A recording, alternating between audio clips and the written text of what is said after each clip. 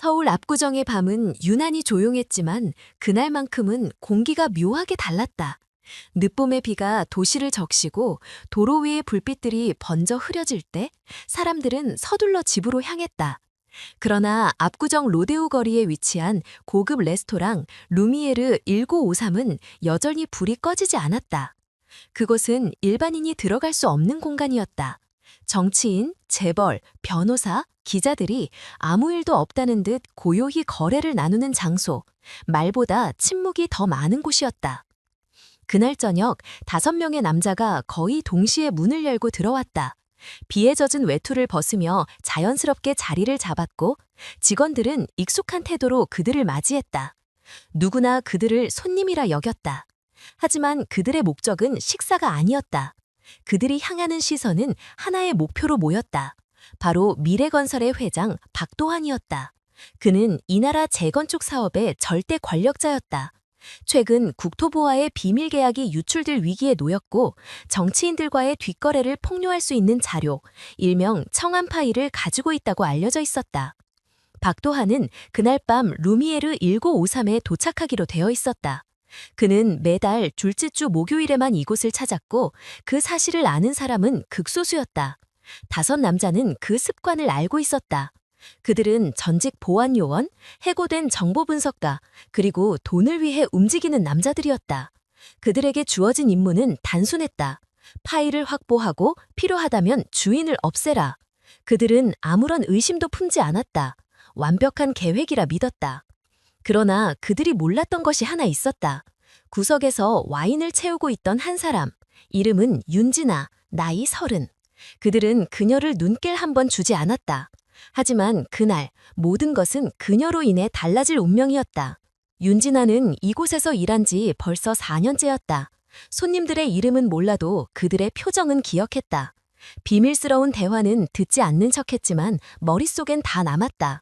그녀는 아무것도 묻지 않았고 아무것도 남기지 않았다. 직원들 사이에서 그녀는 조용하고 성실하고 존재감이 없는 사람으로 통했다. 그러나 아무도 몰랐다. 그녀가 한때 군에 있었다는 것을, 더구나 특수보급부대에서 근무했다는 사실을. 군을 그만둔 지 5년, 그녀는 모든 것을 잊으려 했다. 전역 사유는 명예롭지 않았다. 부대의 한 장교가 내부 비리를 고발하다 억울하게 누명을 쓰고 자살했고 그 사건에 그녀의 이름이 엮였다. 그녀는 더 이상 군복을 입을 수 없었다. 서울로 올라와 어머니의 병원비를 감당하기 위해 닥치는 대로 일하다가 이곳에 들어왔다. 루미에르 1953은 겉보기엔 평화로웠지만 이곳에서 그녀는 또 다른 전쟁의 냄새를 맡았다. 사람들은 웃었지만 그 웃음 뒤엔 권력의 거래가 있었다. 그날 저녁 직원들은 손님 준비에 분주했지만 윤진아는 유난히 불안했다. 평소보다 예약된 인원이 적었고 관리자조차 이상하게 신경이 곤두서 있었다. 정장 차림의 남자 5명이 문을 열고 들어왔을 때 그녀의 머릿속 어딘가가 본능적으로 경고했다. 시선이 마주친 순간 그녀는 그들의 걸음, 눈빛, 손의 움직임에서 이상함을 느꼈다. 그것은 단순히 돈 많은 손님의 태도가 아니었다. 그녀가 예전에 훈련받을 때 배운 시선이었다. 목표를 확인하는 자의 눈. 그녀는 애써 시선을 돌렸다. 이런 생각은 쓸데없는 걱정이라 스스로를 다그쳤다. 하지만 몇 초 뒤 안쪽 홀의 문이 다시 열렸다. 회색 양복을 입은 한 남자가 조용히 들어왔다. 박도환이었다. 그는 언제나처럼 수행원 없이 혼자였다.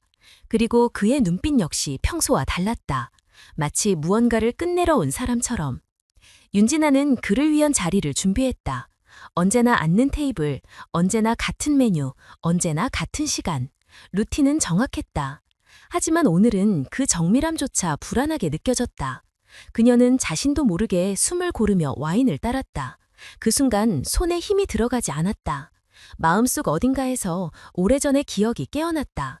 작전 전의 정적, 그리고 예기치 못한 일이 벌어지기 직전의 공기.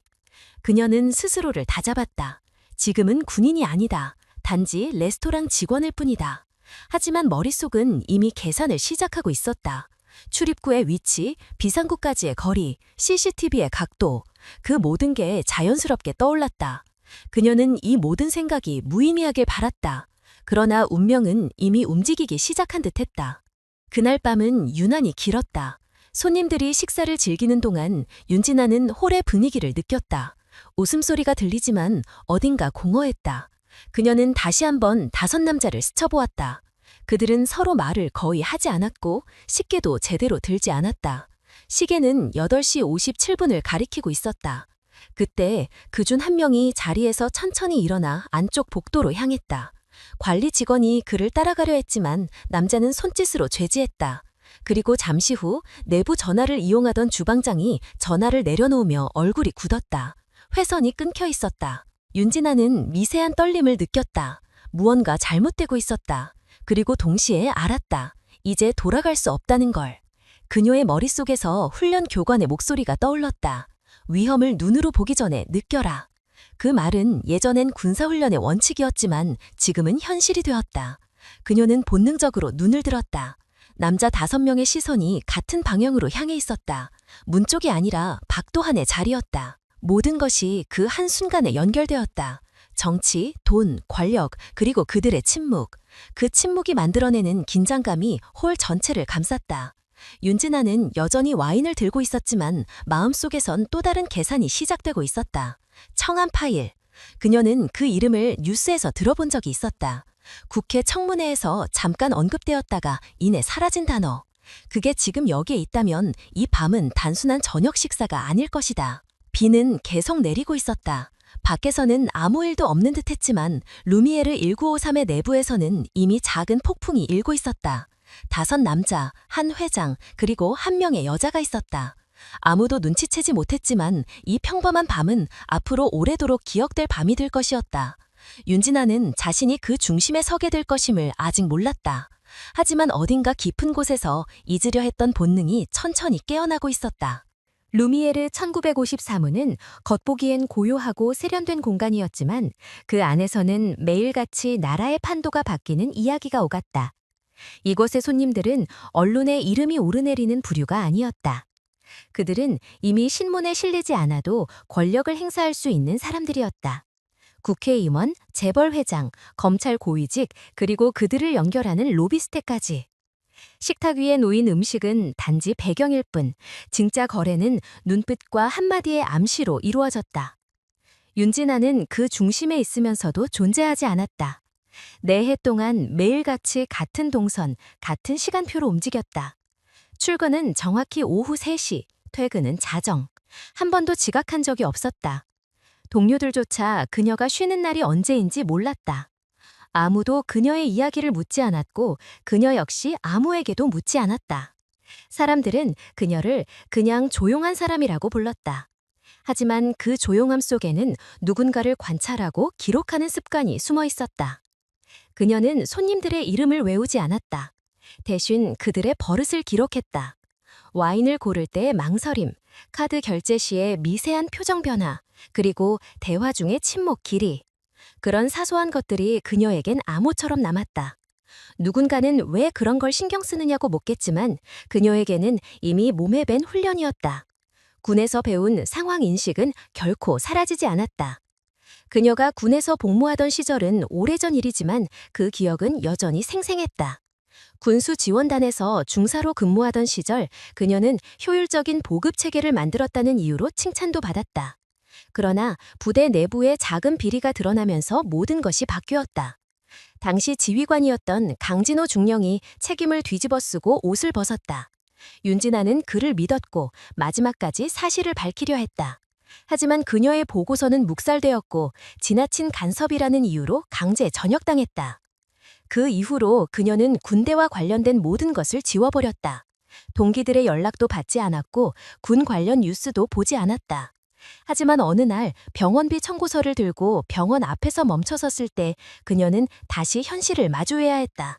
어머니의 투병 생활은 길어졌고 동생은 취업에 실패한 채 집에 머물렀다. 선택의 여지가 없었다. 그때 우연히 들어온 채용 공고가 루미에르 1953이었다. 입사 면접은 짧았다. 매니저는 그녀의 이력서를 훑어보다가 군 복무 경력을 보고 잠시 눈썹을 찡그렸다. 군대에서 일하셨다고요? 그 한마디가 전부였다. 하지만 그녀의 눈빛은 흔들리지 않았다. 네, 오래전 일입니다. 그 답변 하나로 합격이 결정됐다.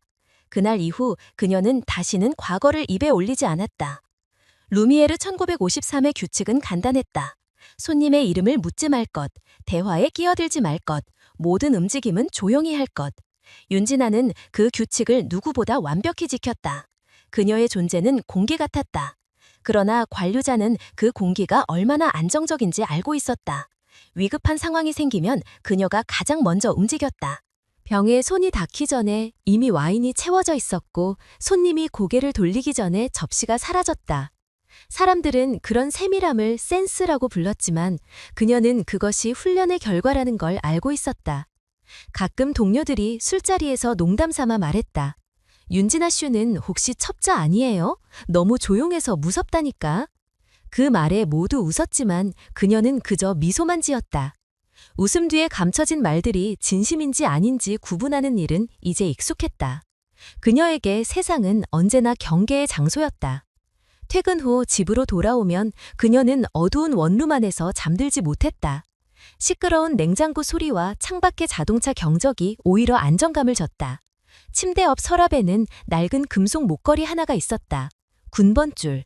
그 위에 새겨진 숫자는 희미했지만 손끝으로 더듬으면 여전히 차가운 감촉이 느껴졌다. 그녀는 그걸 만지며 스스로 다짐하곤 했다. 이건 내게 남은 마지막 군복이다. 세상은 그녀를 보지 못했다. 손님들은 고급 요리를 먹으며 세상을 움직였지만 그녀는 그들의 대화 속에서 또 다른 언어를 읽었다. 이번 달은 조용해야 합니다. 청안 프로젝트는 아직도 진행 중인가요? 국토부 쪽에서 연락이 왔습니다. 이런 단어들은 흘러가는 잡담처럼 들렸지만 그녀는 알아들었다. 뭔가 큰 일이 움직이고 있었다. 하지만 그녀는 개입하지 않았다. 그건 자신과 상관없는 세상이라 생각했다. 그녀의 일은 식탁을 정리하고 잔을 채우고 미소를 유지하는 것이었다. 그러나 아이러니하게도 그 무표정한 일상이 그녀를 지켜주고 있었다. 조용함은 방패였고 익명성은 유일한 자유였다. 그녀는 가끔 생각했다. 내가 정말 존재하고 있는 걸까? 누군가에게 인사받은 기억조차 없는 날들이 이어졌다. 그러나 매일 같은 시간, 같은 자리에 서면서 이상한 평온을 느꼈다. 어쩌면 이 평온이 벌이라면 기꺼이 받아들일 수 있을 것 같았다. 어머니의 상태는 여전히 좋지 않았다. 병원에서 오는 전화는 늘 비용 이야기뿐이었다. 월급 대부분이 병원비로 빠져나갔고 통장엔 늘 잔액이 없었다. 하지만 그녀는 불평하지 않았다. 사람들은 왜 그렇게 버티느냐고 물었지만 그녀는 단지 말했다. 할 수 있는 일이 이것뿐이니까요. 그 말은 체념이 아니라 의무였다. 시간이 흐를수록 그녀의 조용한 존재감은 루미에르의 일부가 되었다. 매니저는 그녀를 가장 믿을 수 있는 직원이라 불렸고 단골 손님 중 일부는 그녀를 익숙한 그림자라 표현했다. 그렇게 윤진아는 누구에게도 기억되지 않으면서도 모든 걸 기억하는 사람이 되었다. 그리고 그 기억이 곧 그녀를 또 다른 세상으로 이끌게 될 줄은 아직 몰랐다. 박도환이 루미에르 1953에 들어선 것은 밤 8시 15분이었다. 비에 젖은 외투를 접이식 우산과 함께 맡기고 늘 그렇듯 혼자였다. 경호원도 비서도 없었다. 사람들은 그의 이런 습관을 오래전부터 알고 있었다. 그는 아무에게도 자신을 맡기지 않았다. 누구도 그가 왜 혼자 움직이는지 묻지 않았고 그는 그 이유를 말한 적도 없었다. 사람들은 그것을 자신감이라고 불렀지만 실상은 신뢰할 사람이 없다는 뜻에 더 가까웠다. 그는 서울의 부동산 판도를 뒤바꾼 인물이었다.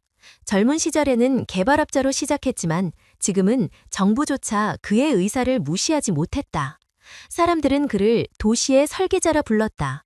그러나 그 이름 뒤에는 수많은 희생과 거래가 있었다. 언론은 그를 존경과 의심의 경계선에서 다뤘고 그는 언제나 침묵으로 대응했다. 세상은 그가 가진 돈의 크기를 알지만 그가 감추고 있는 것의 깊이는 몰랐다. 윤진아는 그를 매달 한 번씩 봤다. 4해 동안 단 한 번도 약속을 어긴 적이 없는 손님이었다. 그는 언제나 같은 테이블, 같은 메뉴, 같은 술을 주문했다. 식사 중에는 전화도 받지 않았고 눈길을 다른 곳으로 돌리지도 않았다. 철저하고 냉정한 사람이었다. 하지만 그날은 조금 달랐다. 그의 눈빛에는 피로가 서려 있었다. 단순한 피곤함이 아니라 무언가를 끝내기로 결심한 사람의 표정이었다. 평소보다 천천히 주문서를 건넸고 와인을 고를 때도 망설임이 있었다. 윤진아는 그 미세한 변화를 즉시 감지했다. 그녀는 아무 말 없이 그가 좋아하는 보르도 레드 한 병을 꺼냈다. 병마개를 따는 동안 머릿속 어딘가가 이상하게 울렸다. 오늘은 뭔가 다르다. 박도환은 와인을 한 모금 마신 뒤 시계를 보았다. 짧은 한숨이 흘렀다. 그리고 낮게 중얼거렸다. 시간이 됐군. 그 말은 혼잣말 같았지만 윤진아의 귀엔 또렷하게 들렸다. 그녀는 그 말의 의미를 짐작할 수 없었다. 다만 그 한마디에 묘한 긴장감이 스며 있었다. 그녀는 테이블을 정리하면서도 눈을 떼지 못했다. 그가 손목 안쪽을 문지르는 습관이 보였다. 그곳에는 오래된 흉터 하나가 있었다. 몇 년 전 그가 교통사고로 죽을 뻔했다는 기사를 본 적이 있었다. 그 사건 이후 그는 완전히 변했다고 했다. 그때부터 경호원을 모두 해고하고 혼자 다녔다. 죽음 앞에서 두려워할 게 없어진 사람. 누군가 그를 그렇게 표현했었다. 박도환은 서류 가방을 옆자리에 두고 안쪽에서 얇은 봉투 하나를 꺼냈다. 윤진아는 시선을 돌렸지만 봉투 위에 적힌 글자가 눈에 스쳤다. 청암. 그 단어를 보는 순간 머릿속이 멈췄다. 최근 뉴스에서 그 이름이 다시 언급된 적이 있었다. 국회 감사원에서 도시재개발기금 유용 의혹과 관련해 조사 중이라고 했다. 그 중심에 있는 사람이 바로 박도환이었다. 그녀는 일부러 시선을 낮췄다. 하지만 마음은 이미 요동치고 있었다. 이곳에서 일하면서 수많은 비밀을 보아왔지만 청암이라는 단어가 가진 무게는 달랐다. 그녀는 알았다. 저 봉투 안에는 누군가의 인생이 혹은 도시 하나의 운명이 들어있을 수도 있다는 것을. 그녀는 아무렇지 않은 척 주문을 확인하고 돌아섰다. 그러나 발걸음마다 불안이 따라붙었다. 주방 쪽에서 동료가 수신기를 만지작거리며 고개를 저었다. 내부 전화선이 끊긴 듯했다. 평소라면 단순한 기술 문제로 넘길 일이다. 하지만 그날의 공기는 달랐다. 작은 이상이 곧 큰 위험이 될 수 있었다. 홀의 한쪽에서는 5명의 남자가 여전히 앉아 있었다. 그들은 박도환이 들어온 순간부터 한 번도 눈을 떼지 않았다. 포크를 들지도 않았고 와인잔을 비우지도 않았다. 시선이 우연히 마주쳤을 때 윤진아는 본능적으로 느꼈다. 군대 시절 작전 전 브리핑을 받던 동료들의 눈빛과 같았다. 목표를 주시하는 눈. 박도환은 그런 시선을 아는 듯 모르는 듯 여전히 태연했다. 그는 와인잔을 천천히 돌리며 유리잔에 맺힌 자국을 바라봤다. 그리고 아주 짧게 마치 스스로에게 확인하듯 말했다. 오늘로 끝내야지. 그 말은 누구에게 한 것도 대화의 일부도 아니었다. 하지만 그 목소리엔 이상한 평온이 있었다. 윤진아는 그 말을 듣고도 아무런 반응을 보이지 않았다. 그러나 머릿속에서는 온갖 생각이 휘몰아쳤다. 끝낸다는 말은 무엇을 의미할까? 그는 무엇을 기다리고 있는 걸까? 혹시 저 봉투와 관련된 일일까? 그녀는 자신도 모르게 손목에 시계를 보았다. 8시 43분. 그 시간은 나중에 그녀의 기억에 깊이 새겨질 것이다. 왜냐하면 바로 그 시각 레스토랑의 문이 다시 열렸기 때문이다. 누군가 들어왔다. 소리가 거의 들리지 않았다. 윤진아는 반사적으로 고개를 들었고 시선이 문 쪽으로 향했다. 그러나 그 순간 박도환이 아주 미세하게 고개를 저었다. 보지 말라는 신호처럼 느껴졌다. 그는 이미 알고 있었다. 누가 오고 무엇이 일어날지를. 윤진아는 숨을 삼켰다. 왜인지 모르게 그가 그날 이곳을 선택한 이유가 이해됐다. 그는 피하려 하지 않았다. 오히려 기다리고 있었다. 마치 모든 걸 끝내기 위해 이 자리에 앉은 사람처럼. 그녀는 그의 옆에서 와인을 따르며 조용히 생각했다. 이 남자는 두려움을 모른다. 아니, 어쩌면 이미 모든 것을 잃어버린 사람일지도 모른다. 돈도, 명예도, 사랑도 다 가져봤지만 이제 남은 건 하나뿐이다. 스스로의 끝을 선택하는 일. 윤진아는 그를 이해할 수 없었다. 그러나 한 가지는 분명했다. 오늘의 이 정적은 곧 깨질 것이다. 그리고 그 파편은 이곳에 있는 모든 것을 덮을 것이다. 그녀는 몰랐다. 몇 분 후 이 평범한 식당이 권력과 욕망의 전쟁터로 바뀔 거라는 사실을. 그날 밤 모든 것이 시작되기 직전의 공기는 이상하게 맑았다. 아무 일도 일어나지 않은 듯 보였지만 윤진아는 느꼈다. 세상이 숨을 죽이고 있었다. 밤 9시 20분. 루미에르 1953의 입구에서 짧은 종소리가 울렸다. 그 소리는 평소처럼 손님이 들어올 때의 신호랬지만 그날의 울림은 묘하게 무거웠다. 문이 열리자 5명의 남자가 거의 동시에 걸음을 내딛었다. 그들은 이미 이 공간의 구조를 알고 있는 사람들처럼 주저함이 없었다. 3사람은 홀 안으로, 나머지 2사람은 출입구와 비상구 쪽으로 자연스럽게 흩어졌다.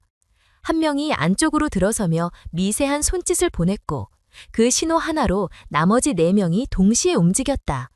가장 먼저 출입문이 잠겼다. 자동 잠금 장치가 눌린 순간 레스토랑 안의 공기가 바뀌었다. 다음은 천장 구석에 달린 카메라의 불빛이 꺼졌다. 이어 휴대전화 신호가 사라졌다. 매니저가 당황한 얼굴로 주머니에서 휴대폰을 꺼냈지만 통화 버튼을 누르자마자 화면 위에 신호 표시가 하나씩 사라졌다. 모든 것은 10초 안에 일어났다. 그리고 아무도 소리치지 않았다. 홀 중앙에 있던 남자가 천천히 걸음을 옮겼다.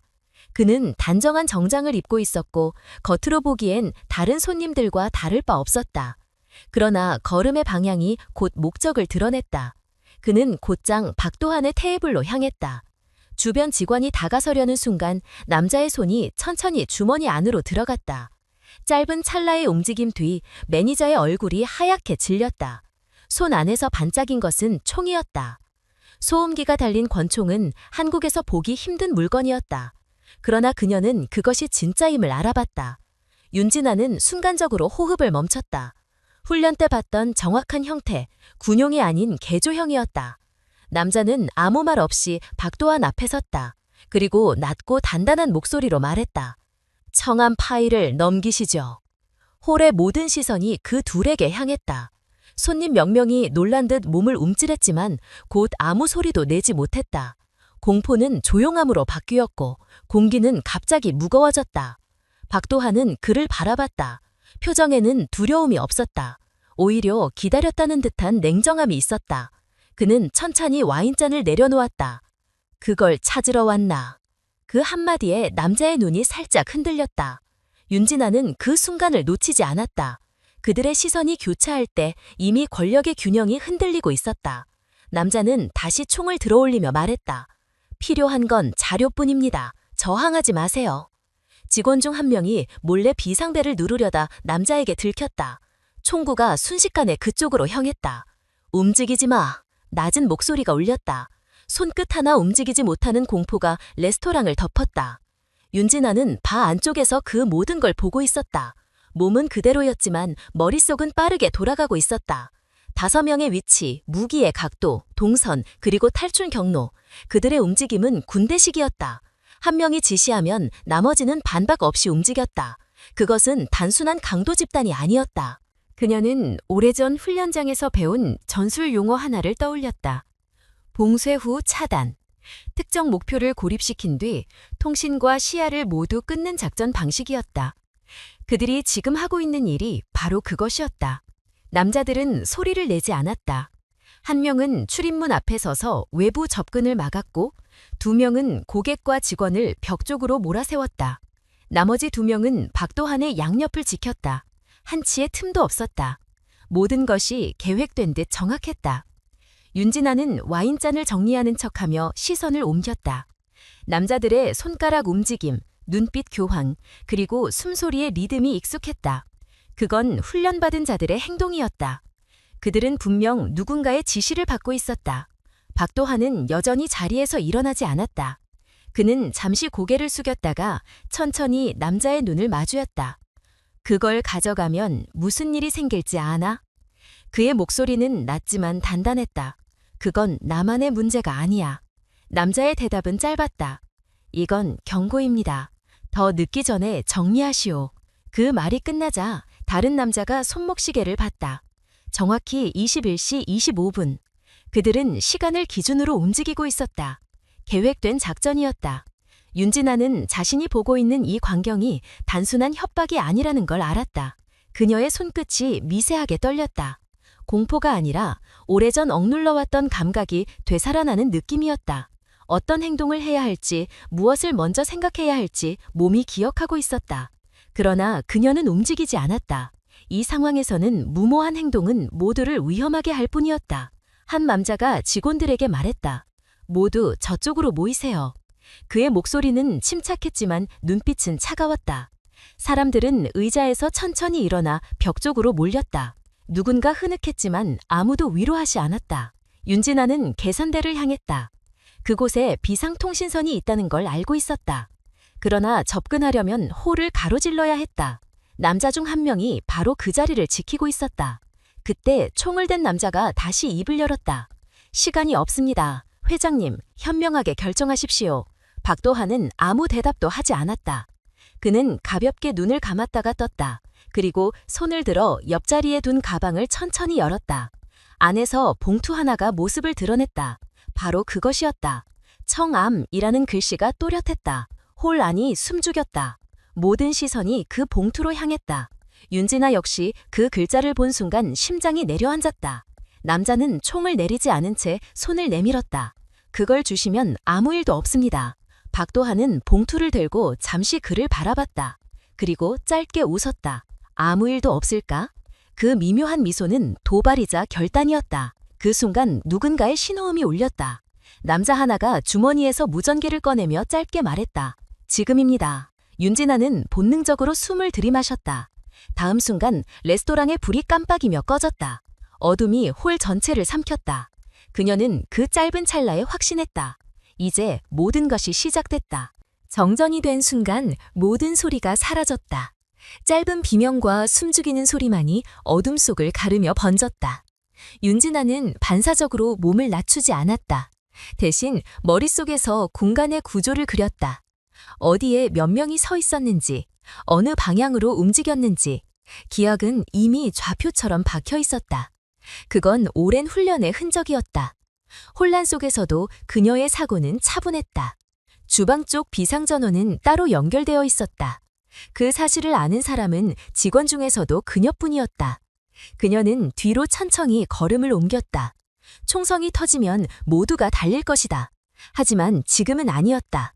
이 정적은 폭풍 전의 공기였다. 그녀는 주방 문을 열고 들어서며 손끝으로 전원 스위치를 찾았다. 순간적으로 불빛이 깜빡이며 주방의 일부가 환해졌다. 그녀는 가스 밸브를 돌렸다. 화염이 아닌 연기였다. 팬 위에 젖은 행주 몇 장을 던져 연기를 만들었다. 이 연기가 홀로 퍼지면 시야를 가릴 수 있었다. 동시에 냉장고 옆 패널을 열어 전선 하나를 끊었다. 전류가 끊기며 주방 전체가 다시 암흑에 잠겼다. 이 짧은 교란이 몇 분을 벌어줄 수 있었다. 그녀는 문틈으로 홀을 살폈다. 남자들이 움직이고 있었다. 2명은 고객들을 한쪽 벽으로 몰고 있었고 한 명은 출입문 앞을 지키고 있었다. 중심에 있던 남자는 박도한에게 다가가 있었다. 그는 확실히 지휘관이었다. 군에서 배웠던 그 태도, 지시를 내릴 때의 눈빛, 그리고 손의 각도. 그것은 단순한 폭력배의 몸짓이 아니었다. 윤진아는 숨을 깊게 들이마셨다. 하지 않겠다고 했잖아. 마음속에서 오래된 목소리가 울렸다. 하지만 눈앞의 상황은 선택의 여지를 주지 않았다. 그들의 표정엔 단 한 점의 망설임도 없었다. 누군가 죽을 수도 있었다. 그리고 그 누군가가 자신이 아닐 수도 있었다. 그녀는 긴장된 손끝으로 포크 하나를 쥐었다. 평범한 식기였지만 균형이 좋았다. 주방 입구 근처의 남자가 뒤돌며 시야가 흔들릴 때 그녀는 그 틈을 잡았다. 손목을 비틀고 포크의 날로 손등을 찔렀다.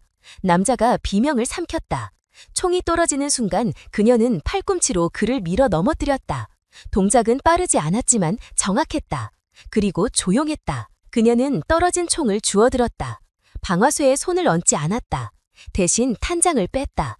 총이 단지 금속 조각이 되는 순간 남자는 이미 의식을 잃어가고 있었다. 그녀는 그의 무전기를 빼앗았다. 귀에 가져다 대자 잡음 사이로 남자의 목소리가 들렸다. 1팀 상황 보고. 그녀는 숨을 죽였다.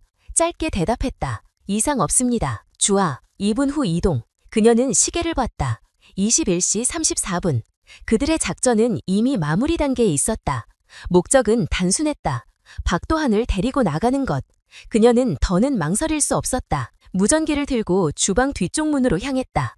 그 문은 주차장으로 통했다. 잠금 장치를 풀어놓으면 자동으로 경보가 울리지만 지금은 전원이 끊겨 있었다. 그녀는 문을 열어놓았다. 연기가 더 빠르게 퍼져나갔다. 홀 안이 희미하게 흐려지기 시작했다.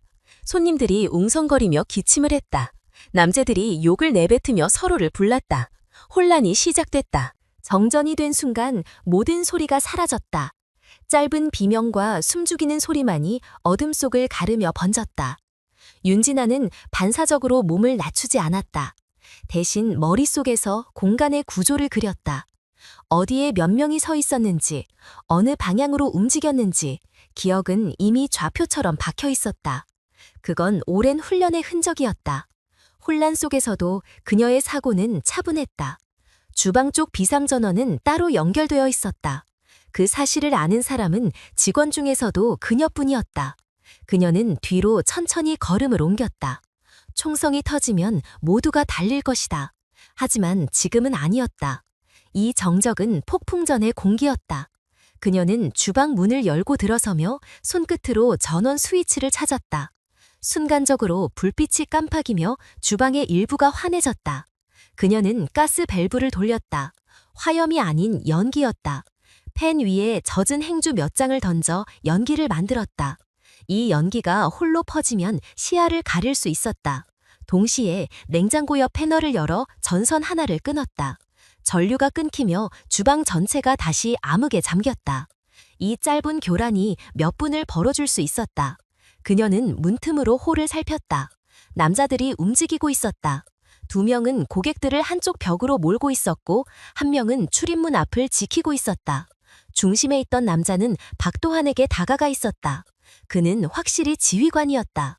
군에서 배웠던 그 태도, 지시를 내릴 때의 눈빛, 그리고 손의 각도. 그것은 단순한 폭력배의 몸짓이 아니었다. 윤진아는 숨을 깊게 들이마셨다. 하지 않겠다고 했잖아. 마음속에서 오래된 목소리가 울렸다. 하지만 눈앞의 상황은 선택의 여지를 주지 않았다. 그들의 표정엔 단 한 점의 망설임도 없었다. 누군가 죽을 수도 있었다. 그리고 그 누군가가 자신이 아닐 수도 있었다. 그녀는 긴장된 손끝으로 포크 하나를 쥐었다. 평범한 식기였지만 균형이 좋았다. 주방 입구 근처의 남자가 뒤돌며 시야가 흔들릴 때 그녀는 그 틈을 잡았다. 손목을 비틀고 포크의 날로 손등을 찔렀다. 남자가 비명을 삼켰다. 총이 떨어지는 순간 그녀는 팔꿈치로 그를 밀어 넘어뜨렸다. 동작은 빠르지 않았지만 정확했다. 그리고 조용했다. 그녀는 떨어진 총을 주워들었다. 방아쇠에 손을 얹지 않았다.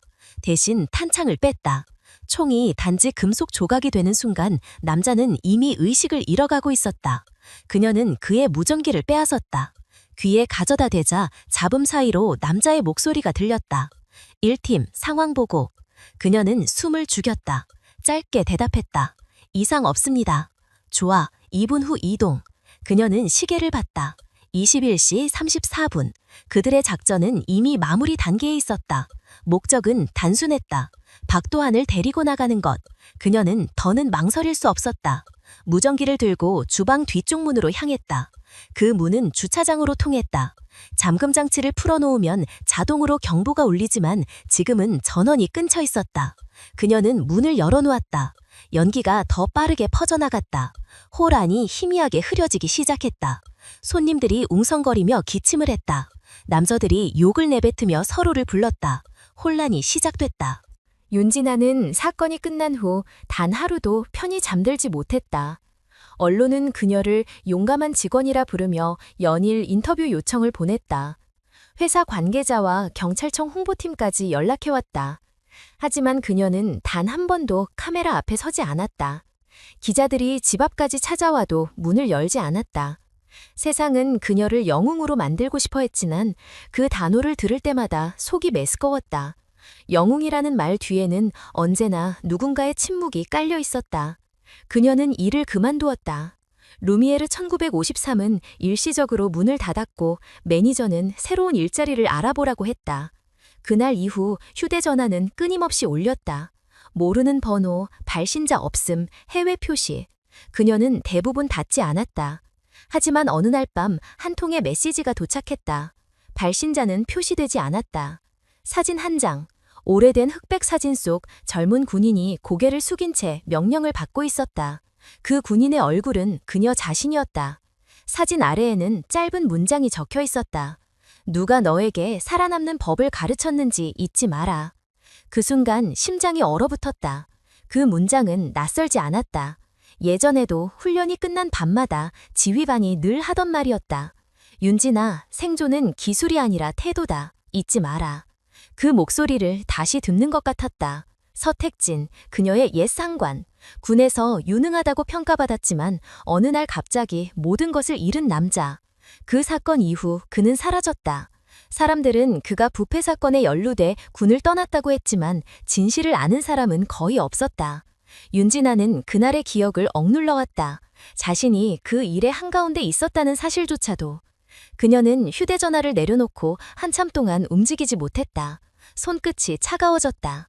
메시지는 단 한 줄이었지만 그 안엔 수많은 기억이 스며 있었다. 그는 왜 지금 이런 식으로 자신에게 신호를 보낸 걸까? 다음 날 새벽 그녀는 낯선 소포 하나를 받았다. 발신인은 적혀있지 않았다. 작은 USB 하나가 들어있었다. 컴퓨터에 꽂자 짧은 영상이 재생됐다. 화면 속에는 서택진이 앉아있었다. 머리가 희끗해졌지만 눈빛은 여전했다. 오랜만이군, 윤진아. 넌 여전히 나를 기억하겠지. 그날 네가 입을 다물었기 때문에 나는 모든 걸 잃었다. 하지만 덕분에 넌 살아남았다. 이제 상황이 바뀌었다. 이번에는 내가 묻겠다. 네가 본 것, 네가 막은 것, 그게 진짜 정의였다고 생각하나? 영상은 거기서 멈췄다. 화면이 꺼지고 검은 배경 위에 단 한 문장이 떠올랐다. 박도하는 여전히 숨기고 있다. 윤진아는 무의식적으로 숨을 내쉬었다. 그 이름이 다시 등장했다. 그녀는 고개를 숙였다. 사건 이후 박도하는 언론 인터뷰를 일절 거부하고 해외 출장을 이유로 모습을 감췄다. 경찰 조사에서도 협박의 피해자로만 남았다. 모든 책임은 체포된 4명의 침입자에게 돌아갔다. 하지만 서택진이 직접 움직였다면 이야기는 달랐다. 그녀는 잠시 눈을 감았다. 서택진은 단순한 복수를 원하지 않았다. 그는 자신의 신념을 되찾으려 하고 있었다. 자신이 잃었던 명예, 그걸 되돌리기 위해 정의라는 이름을 이용하는 것이다. 그는 항상 그렇게 했다. 정당한 이유로 포장된 행동 뒤에는 언제나 피가 따랐다. 며칠 뒤 또 다른 메시지가 도착했다. 이번엔 텍스트뿐이었다. 청한 파일의 사본을 나에게 넘겨라. 네가 들고 있는 건 위험하다. 그건 단지 증거가 아니다. 국가를 움직이는 비밀이다. 넌 나를 믿어야 한다. 그녀는 손가락을 멈췄다. 사본? 그녀는 청한 파일을 본 적도 만진 적도 없었다. 하지만 그가 이렇게 단정적으로 말한다는 건 누군가 그녀가 그것을 가지고 있다고 믿게 만들었다는 뜻이었다. 그 누군가가 바로 박도한이었다. 그녀는 그날 밤 뉴스를 켰다. 화면에는 박도한이 해외 회의장에서 찍힌 모습이 나왔다. 기자들이 질문을 쏟아냈지만 그는 한마디도 하지 않았다. 그의 눈빛은 여전히 냉정했다. 그러나 그 표정 어딘가에 미묘한 불안이 있었다. 그녀는 깨달았다. 서택진과 박도한 두 사람은 같은 세계의 다른 극이었다. 한 사람은 권력을 지키기 위해 정의를 이용했고 다른 한 사람은 정의를 내세워 권력을 무너뜨리려 했다. 그리고 그 사이에서 그녀가 있었다. 그녀는 노트북을 닫았다. 그리고 오래된 서랍을 열었다. 안에는 군번줄과 함께 보관된 종이 한 장이 있었다. 윤진아, 침묵은 복종이 아니다. 때로는 생존이다. 훈련 마지막 날 서택진이 그녀에게 건넸던 쪽지였다. 그 문장이 그때에는 조언처럼 들렸지만 지금은 경고처럼 느껴졌다. 밤이 깊어갈수록 머릿속의 생각은 더 복잡해졌다. 그는 왜 다시 나타난 걸까? 단순히 복수를 위해서일까? 아니면 또 다른 목적이 있을까? 그녀는 거울 앞에 섰다. 오랫동안 보지 않던 자신의 눈빛이 낯설게 느껴졌다. 그 안에는 공포도 분노도 아닌 다른 무언가가 있었다. 결심 같은 것. 그날 이후 서택진의 연락은 끊이지 않았다. 그는 자신을 진실을 되찾는 사람이라 불렀다. 그리고 박도한이 가진 청한 파일이 부패한 정치인들과 재벌간의 거래 증거라고 말했다. 그가 내세운 말은 정의로웠지만 윤진아는 알고 있었다. 정의란 언제나 누군가의 편에서만 존재하는 법이다. 그녀는 마지막 메시지를 삭제하며 속삭였다. 당신도 그도 똑같아. 창문 밖에서 비가 내리고 있었다. 첫 사건의 그날처럼 서울의 방은 조용했다. 하지만 이번엔 그녀가 숨을 죽이지 않았다. 머릿속에서 어떤 문장이 떠올랐다. 다시는 이용당하지 않겠다. 서택진이 원하는 것은 단순했다. 그녀가 더 이상 누군가의 명령으로 움직이는 병사가 아니었다. 그리고 이번에는 그녀가 스스로 전쟁의 규칙을 정할 차례였다. 박도환은 연락을 끊지 않았다. 사건이 끝난 지 한 달이 지났지만 그의 비서는 꾸준히 전화를 걸어왔다. 처음엔 정중한 감사 인사였다. 다음은 개인적인 만남 제안이었다. 그리고 세 번째 통화에서 그는 직접 전화를 걸었다. 윤진아 씨, 세상은 당신 같은 사람을 필요로 합니다. 우리 회사에도 그런 사람이 필요하죠. 그의 목소리는 낮고 부드러웠지만 단호했다. 거절할 여지를 주지 않는 태도였다. 며칠 후 그녀는 마지못해 서울 강남의 한 고층 건물로 향했다. 미래그룹 본사였다. 그가 기다리고 있었다. 회의실 문을 열자 커다란 창문 너머로 도시의 불빛이 번졌다. 그는 미소를 지었다. 당신 같은 사람이 우리 곁에 있다면 이런 일은 다시 일어나지 않을 겁니다. 그는 그렇게 말하며 서류 하나를 내밀었다. 미래그룹 내부보안팀 채용 제안서. 그녀는 서류를 넘기지 않았다. 대신 물었다. 제가 들어가면 뭘 하게 되죠? 보호입니다. 회사를, 사람을, 그리고 당신 자신을. 그의 눈빛은 마치 진심 같았다. 하지만 그녀는 알았다. 보호라는 말 뒤에는 언제나 통제가 숨어 있었다. 그녀는 서류를 그대로 두고 일어섰다. 죄송하지만 저는 그런 일에 어울리지 않습니다. 그는 짧게 웃었다. 서택진이 다시 움직이고 있습니다. 그가 당신 가족을 찾는 건 시간 문제예요. 당신이 나와 손잡지 않으면 이번엔 내가 막아줄 수 없습니다. 그 말에 그녀의 발걸음이 멈췄다. 어머니와 동생, 그녀가 가장 약한 부분이었다. 집에 돌아온 후 창문을 닫지 못했다. 머릿속에 그 두 남자의 목소리가 번갈아 울렸다. 한쪽은 보호를 약속했고 한쪽은 진실을 약속했다. 둘 다 신뢰할 수 없었다. 다음 날 새벽 또 하나의 메시지가 도착했다. 발신자는 표시되지 않았다. 청한 파일의 진실을 세상에 알리고 싶다면 내가 도와주겠다. 단 네가 가진 사본을 넘겨라. 메시지 끝에는 STJ라는 이니셜이 있었다. 서택진이었다. 그녀는 휴대전화를 테이블에 내려놓았다. 이번엔 분노가 먼저 치밀었다.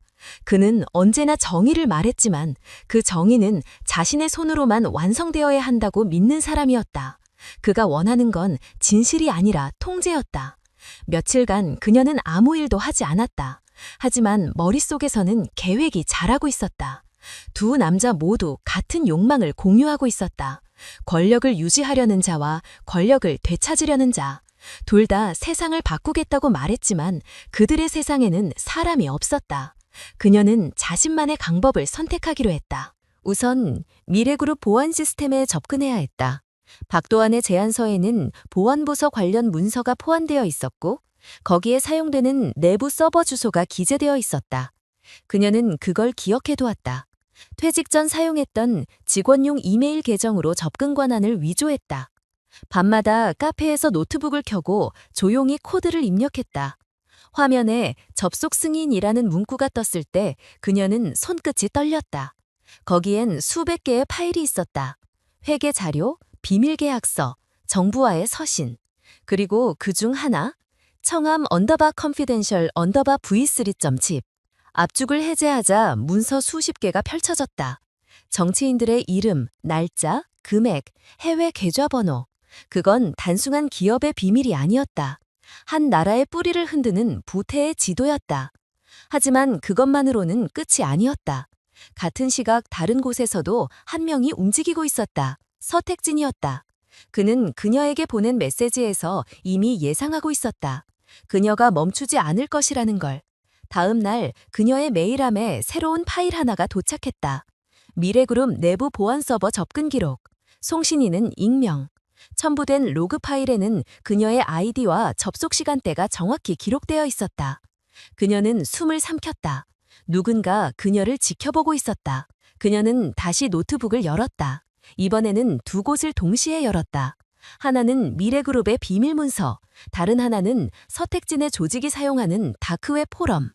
그는 그곳에서 진실을 밝히는 전사들이라는 명목으로 사람들을 모으고 있었다. 그들도 또 다른 형태의 권력에 중독된 이들이었다. 그녀는 두 진영 모두의 데이터를 복사했다. 그리고 그 두 정보를 하나로 묶어 새로운 파일을 만들었다.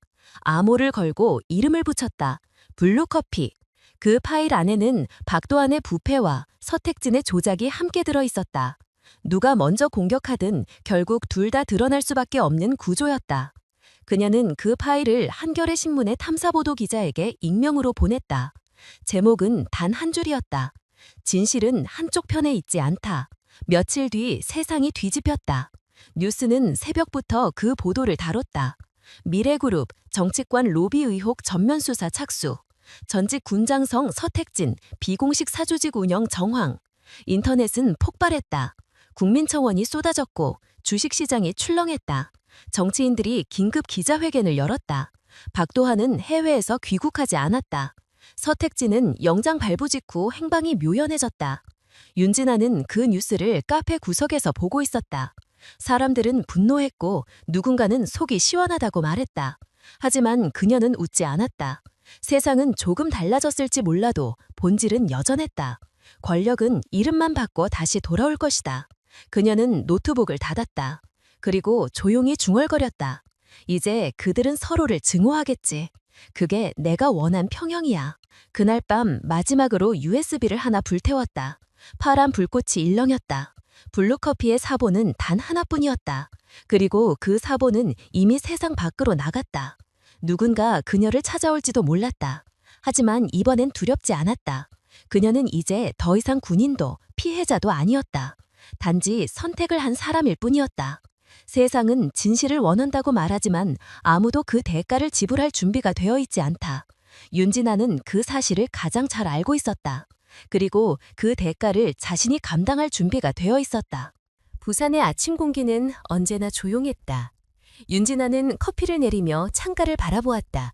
간판은 세른 포인트라는 작은 글씨가 새겨져 있었다.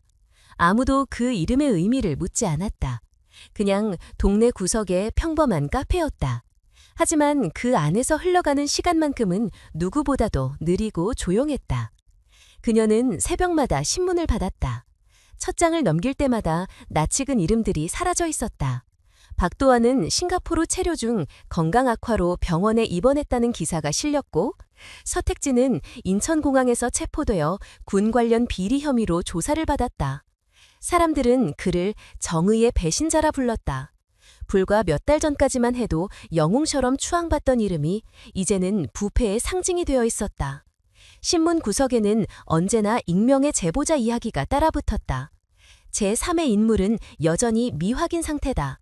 경찰은 추적에 멈추지 않았고 언론은 청한 파일 누설자를 새로운 미스터리로 포장했다. 그러나 윤진아는 아무런 흔적도 남기지 않았다. 서울을 떠나던 날 휴대전화와 노트북, 계좌를 모두 버렸다. 남은 것은 낡은 군번줄 하나뿐이었다. 부산으로 내려온 그녀는 아무에게도 과거를 말하지 않았다. 주민등록 주소를 옮기며 이름도 바꾸지 않았다. 사람들은 그녀를 그냥 윤 사장님이라고 불렀다. 낮에는 커피를 내리고 밤에는 조용히 가게 문을 닫았다. 손님 대부분은 근처 사무실 직원들이나 한국 근로자들이었다. 그들 사이에서는 평범한 사장님이었다. 하지만 가끔은, 아주 가끔은 그녀의 눈빛이 멈출 때가 있었다. 라디오에서 경찰 사이렌이 들리거나 TV 뉴스에서 정치인의 사과 장면이 나올 때였다. 그럴 때마다 그녀의 손끝은 잠시 멈췄다. 그리고 눈앞에 떠오르는 건 그날의 비였다. 총성과 혼란, 그리고 스스로 다시 살아있음을 느꼈던 그 짧은 12분의 시간. 한 번은 손님 중 한 남자가 물었다. 사장님, 뉴스를 보면 세상은 여전히 엉망이네요. 그런 걸 바꿀 수 있는 사람이 있을까요? 그녀는 잠시 생각하다가 조용히 대답했다. 누구나 바꿀 수 있죠. 다만 그걸 감당할 용기가 필요할 뿐이에요. 남자는 고개를 끄덕였지만 그녀의 말 속 뜻을 이해하지 못했다. 그녀도 설명을 생각이 없었다. 며칠 뒤 그녀의 카페에 낯선 남자가 찾아왔다. 40대 초반쯤 되어 보이는 기자였다. 그는 커피를 주문하며 조심스레 명함을 내밀었다. 한겨레 신문 탐사보도팀. 혹시 전에 서울에 계시지 않았습니까? 어디선가 뵌 것 같습니다. 윤진아는 미소를 지었다. 글쎄요, 전 부선 토박인데요. 기자는 잠시 그녀를 바라보다가 웃으며 고개를 숙였다. 그렇군요. 그냥 착각이겠죠. 그가 떠난 뒤 그녀는 천천히 명함을 찢어 쓰레기통에 버렸다. 그 순간 손끝이 약간 떨렸다. 밤이 되자 비가 내리기 시작했다. 그녀는 조용히 불을 끄고 창문 옆 의자에 앉았다. 빗소리는 늘 마음을 진정시켰다. 그날도 이런 비였다. 누군가는 죽고 누군가는 살아남았던 그 밤. 그리고 자신은 여전히 숨쉬고 있었다. 그녀는 가게 안을 둘러보았다. 벽에는 손님들이 남긴 짧은 메모들이 붙어 있었다. 오늘 하루도 버텼다. 커피 한 잔이 위로가 되네요. 여긴 왠지 마음이 편해요. 그녀는 그 메모들을 바라보다가 한참 동안 아무 말도 하지 않았다. 그리고 속으로 중얼거렸다. 사람들이 이렇게라도 서로를 위로할 수 있다면 그걸로 충분해. 며칠 후 신문 일면에는 또 다른 사건이 실렸다. 또 다른 재벌의 비자금 스캔들이었다. 기자는 익명의 제보를 언급했지만 이번에는 블루커피라는 단어가 등장하지 않았다. 대신 정의는 침묵 속에서 태어난다라는 문장이 제목 아래에 적혀 있었다. 그 문장을 읽는 순간 윤진아는 커피를 내리던 손을 멈췄다. 누군가가 여전히 싸우고 있었다. 어쩌면 자신이 흘린 파도가 누군가의 용기를 만들어준 것일지도 몰랐다. 세상은 그렇게 조금씩 변하고 있었다. 느리지만 확실하게. 그녀는 창문을 열었다. 바람이 들어왔다. 멀리서 경찰차의 사이렌 소리가 희미하게 들려왔다. 그 소리는 이제 더 이상 두렵지 않았다. 오히려 안심이 됐다. 누군가는 여전히 자신의 자리에서 싸우고 있다는 뜻이었으니까. 그녀는 커피잔을 들었다. 따뜻한 향이 코끝에 스쳤다. 자신이 한 일에 대해 후회는 없었다. 죄책감도 자부심도 남지 않았다. 단지 그 모든 일이 끝나고도 아직 살아있다는 사실이 감사할 뿐이었다. 밤이 깊어지자 그녀는 조용히 불을 끄고 의자에 앉았다. 가게 안엔 남은 향기와 빗소리만이 흐르고 있었다. 그녀는 속으로 마지막으로 속삭였다. 진실은 누구의 소류도 아니야. 하지만 그걸 지키려는 사람의 침묵은 세상을 조금씩 바꿀 수 있지. 그녀의 입가에 미소가 번졌다. 그리고 그 순간 부산의 밤은 오래전 그 서울의 폭풍 같은 비와 다르지 않았다. 그녀는 눈을 감았다. 세상은 여전히 불안전했지만 적어도 한 사람의 마음은 평온했다. 그녀의 전쟁은 끝났고 삶은 다시 시작되고 있었다. 오늘도 끝까지 이야기를 들어주신 모든 분들께 진심으로 감사드립니다. 이 이야기는 단지 한 사람의 인생에 관한 것이 아니라 우리가 살아가는 세상 속에서 잊고 지내는 양심과 용기에 대한 이야기였습니다. 때로는 조용히 일어나는 한 사람의 선택이 세상을 바꾸기도 합니다. 그 용기가 크든 작든 그것이 진심에서 나온 것이라면 이미 세상은 조금 더 따뜻해지고 있습니다. 오늘의 이야기를 통해 여러분이 느끼신 감정과 생각이 각자의 삶 속에서 작은 힘이 되길 바랍니다. 우리는 모두 누군가의 이야기 속 주인공이자 또 다른 사람의 희망이 될 수 있습니다. 진실과 정의는 멀리 있는 것이 아니라 우리 안의 선택으로부터 시작된다는 사실을 함께 기억해 주시길 바랍니다. 이 영상을 마음에 두셨다면 여러분의 작은 관심이 큰 힘이 됩니다. 좋아요를 눌러주시고 아래에 여러분의 생각을 댓글로 남겨주세요. 그리고 앞으로도 저희 채널에서 전해드릴 진심 어린 이야기들을 놓치지 않도록 구독해주시면 감사하겠습니다. 여러분의 따뜻한 마음과 함께 우리는 더 깊이 있는 이야기들을 계속 만들어 가겠습니다. 다시 한번 진심으로 감사드립니다.